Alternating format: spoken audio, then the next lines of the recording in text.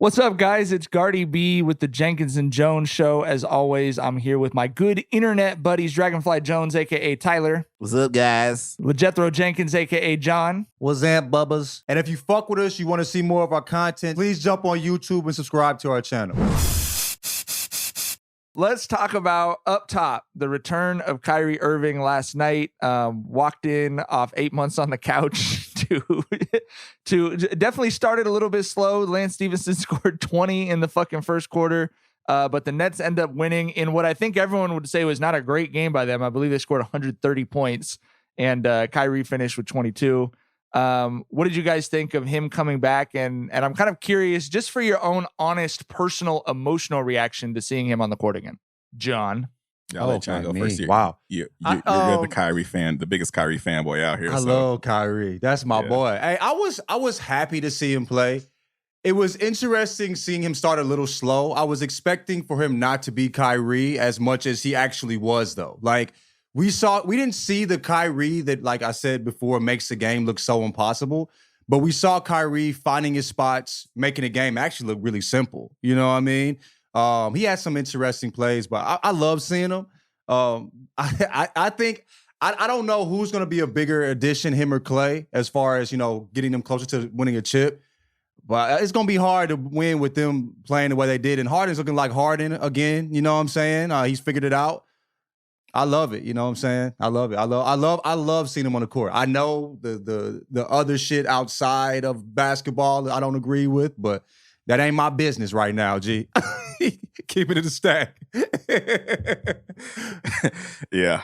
I don't think anyone's surprised that he came back and, put up 20 first game back. That's Kyrie. He's a baller. He's a hooper. And, you plug him in with KD and Harden, that, shit's going to be real easy. You know what I mean? It's not going to be like he has to carry the team. He just has to, get in where he fits in, find his spots. And that's what he did, last night. So the thing is, he won't be back until next week. They've got a 2-game, homestand coming up. So we won't see this motherfucker again until next week, which is really it's starting to sink in how, low-key ridiculous this shit is, that he's only going to be on the road. But, this is what they sign up for. When you got a talent like Kyrie, you got to take whatever piece you can get of him.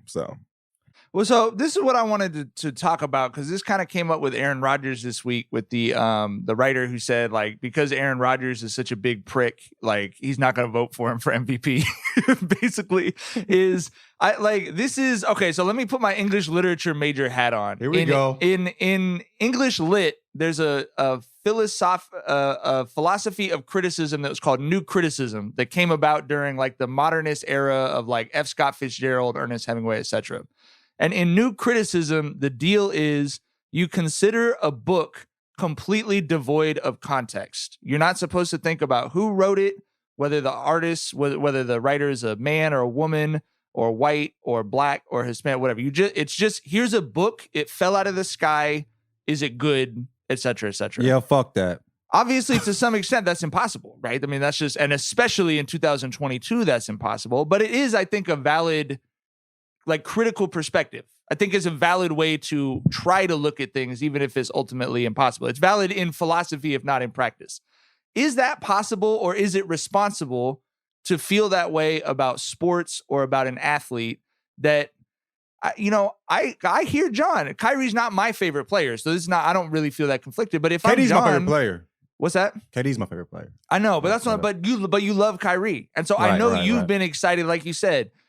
You disagree with basically everything the guy has publicly had to say about the pressing issue of the era that we're living in, but you're happy to watch him play basketball. And I'm just kind of curious, whether it's basketball, football, whatever else, like, how do you guys feel about that position? And what do you think the responsible thing to do is versus the thing that you'll actually be able to live in a real life? You know what I mean?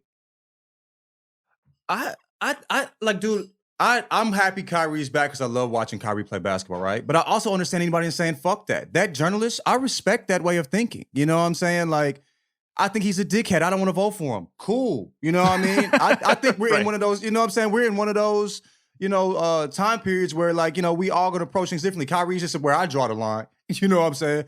I'm a root for Kyrie. Also want to clarify, Bron's my favorite player. KD's my favorite player to watch. But Kyrie's one of my favorite players in the league. So I just want to say that. But yeah, I don't think there's anything wrong. So your that. feeling basically is like everyone's right based on how not they everyone's feel. right. Everyone's right about how they approach an athlete or something. I think I'm actually probably wrong in this situation. I'm just willing to admit that. You know what I mean? Right. I just know, like, there's some times where, there's some. We all, like, there's some musicians that we love that we know aren't necessarily good people. You know what I'm saying? I'm not listening to R. Kelly, you know what I'm saying? But there's some people I probably listen to that aren't probably the best humans. You know what I mean?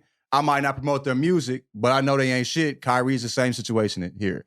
You know what I mean? He just hasn't done anything to the point where I feel like I can't even mention the fact that I'm rooting for him. You know what I'm saying? Right. Going back to what you said, Mike, about how the whole new criticism thing is where you're evaluating things in a vacuum, where you're not considering anything. Like I said, that sounds great in practice, but it's impossible, because even if you try to view something, without considering the biases of the athlete, the author, whatever, your biases are going to seep in. You know what I mean? Like, because, the dude who said fuck Aaron Rodgers, he's a Bears beat reporter. You know what I mean? So how serious can you take him trying to, make this into some, I don't like his stance on being anti-vax, when he's a Bears reporter, right? Like, you gotta kind of, examine that a bit. But yeah, it's kind of like John said. He's not an R. Kelly. You know what I mean? He's just a dude who's a bit off base on a very important topic. I'm not at all trying to minimize, how important, this being vigilant against fighting this pandemic is. But right, of course. But at the same time, fucking Justin Holiday, who plays for the Pacers, he's not vaccinated either, right? So I mean, Kyrie's not the only one here, and that all doesn't, diminish or minimize his what he's doing here. Yeah. But it is what it is. The Nets signed up to dance with the devil, so I mean, ain't shit we can do about it. Right. It's going to create a very fascinating subplot of this. Like, it's going to be a big deal whether they get home court advantage or not, because that Game 7, if it's on the road and things are not looking better in June, which, public health officials, bad as things are right now, public health officials have certainly indicated that this is going to be a pretty steep up and down, and that, hopefully things are looking significantly better by June. It's going to be a subplot that's not going to go away. But I do think this is just, I think we all feel that, like, the whole conversation around cancel culture or whatever is largely bullshit. But there is this sort of, like, interesting back and forth of, like, Patton Oswalt got his asshole ripped apart on Instagram and Twitter for posting a picture of him with Dave Chappelle, that he did a New Year's Eve show with. And people were obviously really upset and hurt, fans of his who were like, bro, I did not think you were someone who was going to be like, Happy New Year, here's a picture of me with a transphobe, right? And then Patton Oswalt's like, hey man, like, I've been friends with this guy since we were kids, et cetera, et cetera, et cetera. And I just look at his situation kind of like what I was saying about John, where it's like to me, it feels like everyone's right. If you're hurt by that, yeah, absolutely. Like, that's a genuine emotion. I understand why you'd be hurt by that. And if you're Patton Oswalt, I understand why, as I think is the case with us, if you have a friend who doesn't completely agree with you, even on really important, like, huge issues, you usually don't respond to that by going like, I'm not going to talk to this person again. You know what I mean? And but because we know everything that everyone thinks about everything, it's only going to be more and more of this, in my opinion. And I was thinking, speaking to your point about having a friend, that's what I was thinking. Like, I don't have Aaron Rodgers as friends. You know what I'm saying?